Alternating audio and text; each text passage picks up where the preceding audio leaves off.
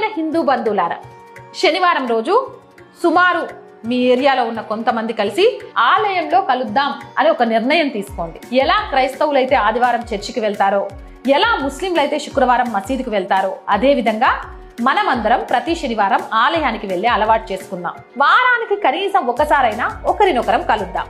ఈ రోజు ఖాళీగా ఉన్న మన ఆలయాలను శక్తి మరియు ఐక్యత కేంద్రాలుగా మార్చుకుందాం. శనివారం 7 గంటల నుంచి 7:30 వరకు ఆలయానికి తప్పకుండా వెళ్దాం. ఒకసారి ఊహించండి, భారతదేశంలో లక్షలాది ఆలయాలు ఉన్నాయి. ప్రతి ఆలయంలో 50 నుంచి 100 మంది కలిసి శంఖానాదం, ఘంటానాదం, హారతి ధ్వని ఒకేసారి వినిపిస్తే ప్రతి శనివారం సాయంత్రం 7 గంటలకు మొత్తం భారత్ భక్తినాదంతో మార్మోగుతుంది. హిందువులు ఇంత పెద్ద సంఖ్యలో ప్రతి వారం ఆలయానికి రావడం ప్రారంభిస్తే అప్పుడు ఎవ్వరూ హిందువులను ఎగతాళి చేసే ధైర్యం చేయరు. సంబంధాలు పెరుగుతాయి, సమాజంలో ఐక్యతతో బలపడుతుంది. ఈ సందేశం మీకు నచ్చితే దయచేసి అన్ని గ్రూపుల్లో షేర్ చేయండి.